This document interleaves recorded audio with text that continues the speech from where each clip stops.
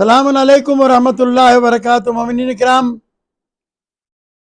آج کل ایک بحث بڑے زور و شور سے میڈیا پر چل رہی ہے کہ امام حسین علیہ السلام نے کربلا کے میدان میں یا مدینے سے لے کر کربلا تک کوئی امر بالمعروف نہی عن المنکر نہیں کیا۔ یہ جو مولوی صاحبان امر بالمعروف نہی عن المنکر کا ڈھول پیٹتے ہیں، یہ ان کا اپنا ذاتی خیال ہے۔ اس سلسلے میں نے چاہا کہ آپ کی خدمت میں کچھ باتیں عرض کروں تاکہ مومنین استفادہ کر سکیں۔ سب سے پہلی بات تو یہ سمجھنا چاہیے کہ قرآن مجید فرقان حمید میں جو منصبی فریضہ بیان کیا گیا ہے اہل بیت علیہ السلام کا، وہ کیا ہے؟ کنتم خیر امت اخرجت للناس تأمرون بالمعروف وتنہون عن المنکر۔ ارشاد رب العزت ہوتا ہے کہ تم بہترین امت ہو جنہیں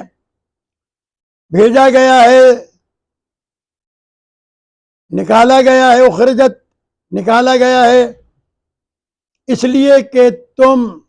تأمرون بالمعروف وتنہون عن المنکر، کہ تم امر بالمعروف کرو نہی عن المنکر کرو۔ اس لیے اس آیہ کریمہ کے ذیل میں یہ آل عمران کی 110 نمبر کی آیت ہے۔ معصومین علیہ السلام کی طرف سے اتفاق ہے کہ یہ آیت فقط اور فقط اہل بیت علیہ السلام کے لیے ہے، کیونکہ اس آیت کو چھٹے امام کے سامنے تلاوت کیا گیا اور پوچھا گیا کہ اس سے مراد کون سی امت ہے۔ مسلمان اس سے پوری امت مراد لیتے ہیں۔ آپ نے فرمایا کہ اس سے مراد پوری امت کیسے لی جا سکتی ہے؟ کیسے وہ امت خیر امت ہو سکتی ہے کہ جس نے اولاد رسول کو ذبح کیا اور ظلم ڈھائے اور ناجائز کام انجام دیے؟ اس خیر امت سے مراد ائمہ اہل بیت علیہ السلام ہے فقط۔ اب دوسرا مرحلہ ہے، اور وہ مرحلہ یہ کہ خود امام حسین علیہ السلام جب مدینے سے چلے ہیں تو آپ یہ کہہ کر چلے ہیں کہ لم اخرج اشرا ولا بطرا بل خرجت لطلب الاصلاح فی امت جدی رسول اللہ ان امرهم بالمعروف وانہاهم عن المنکر واسیر بسیرت جدی رسول اللہ صلی اللہ علیہ وآلہ وسلم، کہ میں جا رہا ہوں نہ کسی شرارت کے لیے، نہ کسی فتنے کے لیے، نہ کسی فساد کے لیے، میں اپنے نانا کی امت کی اصلاح کے لیے جا رہا ہوں۔ تو اب ظاہر ہے کہ امام حسین علیہ السلام طلب اصلاح کے لیے نکلے ہیں، امر بالمعروف بھی کیا اور نہی عن المنکر بھی کیا، اور اپنے جد اور اپنے بابا کی سیرت پر عمل کر کے بھی دکھایا۔ اور یہی بات زیارت اربعین اور زیارت عوارثہ میں بھی اور دیگر مقامات پر بھی امام حسین علیہ السلام سے متعلق کہی جاتی ہے کہ اشہد انک کنت نورا فی الاصلاب الشامخہ والارحام المطہرہ لم تنجسک الجاہلیۃ بانجاسہا ولم تلبسک من مدلہمات ثیابہا واشہد انک من داعم الدین وارکان المؤمنین اشہد انک قد اقمت الصلاۃ وآتیت الزکاۃ وامرت بالمعروف ونہیت عن المنکر حتی اتاک الیقین۔ یہاں تک کہ آپ نے امر بالمعروف کیا اور نہی عن المنکر کیا، یہاں تک کہ آپ نے شہادت کا جام نوش کیا۔ عزیزان گرامی، اصل مسئلہ یہ ہے کہ کچھ صاحبان پڑھ لکھ تو لیتے ہیں لیکن غور و فکر نہیں کرتے۔ مولا کائنات کا فرمان بھی ہے کہ جن لوگوں کا علم ان کی عقل سے بڑھ جائے وہ علم وبال کی شکل اختیار کر جاتا ہے۔ عزیزو، امر بالمعروف و نہی عن المنکر کے مواقع ہیں۔ ایک بات آپ کی خدمت میں عرض کرتا چلوں کہ ابھی میں نے آج ہی کسی ایک صاحب امامہ کی تقریر سنی جس میں وہ ارشاد فرما رہے تھے کہ امام جعفر صادق علیہ السلام سے ابو حنیفہ نے پوچھا کہ معروف کیا ہے، تو آپ نے فرمایا کہ زمین و آسمان کا معروف جو ہے وہ میرے جد امیر المومنین علی ابن ابی طالب علیہ السلام کی ولایت ہے، اس میں کوئی دو رائے نہیں۔ مولانا کو یہ سوچ لینا چاہیے تھا کہ جب ابو حنیفہ سے گفتگو ہو رہی ہے تو اس کا امر بالمعروف اسے ولایت کی طرف رغبت دلانا ہے، اور جب کسی مومن سے امر بالمعروف ہوگا تو اس کے اعمال اور اس کے سیرت اور اس کی زندگی سے متعلق ہوگا۔ لہذا یہ بات بالکل 100% طے ہے کہ امام حسین علیہ السلام نے کربلا سے لے کر مدینے سے لے کر کربلا تک امر بالمعروف کیا، اور اس کے محل الگ الگ ہیں۔ ایک آدمی اگر مثلا نماز پڑھتا ہے تو میں اسے نماز پڑھنے کے لیے نہیں کہوں گا، ایک آدمی جو روزہ رکھتا ہے میں اسے روزہ رکھنے کی تاکید نہیں کروں گا، جو نہیں رکھتا ہے اسے کہوں گا کہ روزہ رکھو۔ اسی طریقے سے جس کے پاس ولایت علی ابن ابی طالب علیہ السلام کی نعمت نہیں ہے، جب میں اس کو امر بالمعروف کروں گا تو ولایت علی ابن ابی طالب علیہ السلام اور ولایت اہل بیت علیہ السلام کی تعلیم دوں گا۔ اسی لیے یزید ملعون جو تخت پر بیٹھا تھا اس نے لوگوں کو نہ نماز سے روکا تھا، نہ حج سے روکا تھا، نہ زکوٰۃ سے روکا تھا، لیکن وہ بدکاری تو کر رہا تھا، امامت کا منکر تھا، رسالت کا منکر تھا، قرآن مجید کے نزول کا منکر تھا۔ امام حسین علیہ السلام نے فرمایا کہ میں سیرت جد اور سیرت اب پر عمل کر کے دنیا والوں کو دکھاؤں گا، اور مولا امام حسین علیہ السلام جب چلے ہیں مدینے سے تو آپ یہ کہہ کے چلے ہیں نا کہ یزید کون ہے؟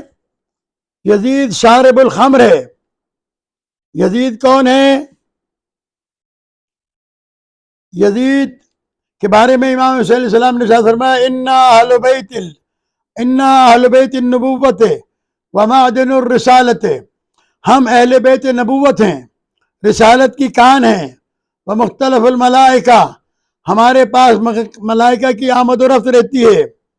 وبنا فتح اللہ وبنا ختم اللہ، ہماری وجہ سے اللہ نے دنیا شروع کی ہے، ہمارے اوپر ہی دنیا کا اختتام ہوگا۔ پھر آپ نے فرمایا وَيَزِيد رَجُلٌ شارب الخمر، یزید ایک شراب پینے والا انسان ہے، قاتل النفس المحرمہ، اور وہ محترم نفسوں کا قتل کرنے والا ہے، معلن الفسوق، فسق،